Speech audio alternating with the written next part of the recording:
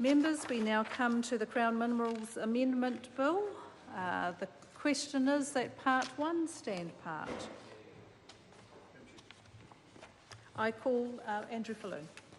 Madam Chair, for the opportunity this morning to speak on the Crown Minerals Amendment Bill. I sat on the Select Committee that considered this bill, which was very ably chaired by Jonathan Young, the Economic Development, Science and Innovation Committee, and we took our time with this bill. We certainly gave it a lot more consideration than other Crown Minerals Amendment bills that have passed through this Parliament in recent months. I wanted to ask the Minister some questions, I'm sure the Minister who's just taken the chair will be able to discuss with officials my questions and find out some responses to those, because I wanted to specifically start with Clause 14, which inserts a new Section 54A into the Crown Minerals Act, and it relates to access to Schedule 4 land.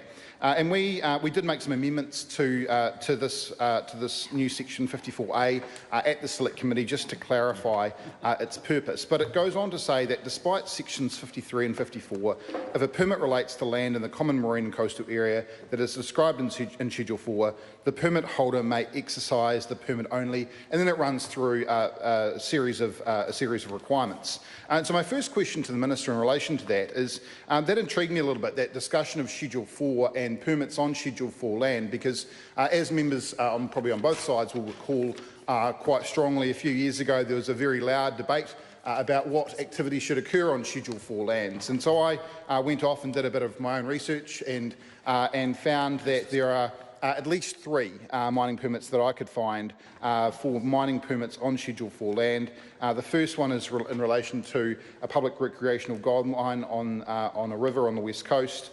Then in 2000 there was another one, obviously under the previous Labor government, underground mining for quartz, gold, silver and clay at Broken Hills in the Coromandel. And then 2005, another one under the previous Labor government, a gold and gemstone mining in the Hart River in the Paparoa National Park. And so I was able to find those 3. So my first question to the Minister is, what other mining permits do exist presently on Schedule 4 land, or what mining permits have been granted previously on Schedule 4 land? Because if we're going to be discussing Schedule 4 in relation to activity and about mining permits, it would be useful to know from the Minister what mining permits do currently exist on Schedule 4 land. The second question I had for the Minister is in relation to his powers over consent to change a control of a permit operator. Again, it's a Section 41AE and refers to when the Minister may consent to a change of control of permit operator. It refers to the permit holder, given the proposed change in control, they're required to, first of all, have the financial capability to meet its obligations under the permit. So the Minister has to be satisfied that they have the financial resources or capability before he's satisfied that a permit can be changed. And so my first question in relation to that to the Minister is, how will he determine that, or how will she determine that in this government's case? What is the metric that they'll look at to decide whether or not they have that financial capability? Is it around the business nous or the qualifications of the people who run that organisation or company or entity, or is it in relation to sufficient capital? Is the business sufficiently capitalised that if there was to be some sort of problem that arose, that they would have financial resources sufficient enough to throw at the problem to fix it? There's also a couple of other requirements that the Minister needs to be satisfied with. First of all, that they're likely to comply with and give proper effect to the work program for the permit, which is sensible.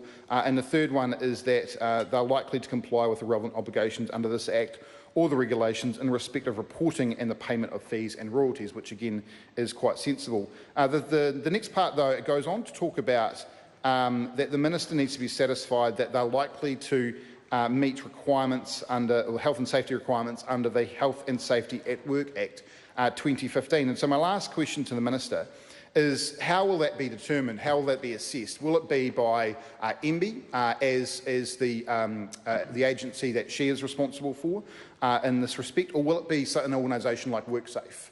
And if it is WorkSafe, will they be resourced, or is he satisfied or she satisfied that they are sufficiently resourced to be able to go into those businesses and assess that they are likely to live up to the obligations that are required by them under this new part, that they can meet the health and safety requirements under the Health and Safety at Work Act? Will it be MB, or will it be WorkSafe, or will it be another organisation? Thank you, Madam Chair. Call Jonathan Young. Thank you very much, Madam Chair. Pleased to stand and speak here on the committee stage.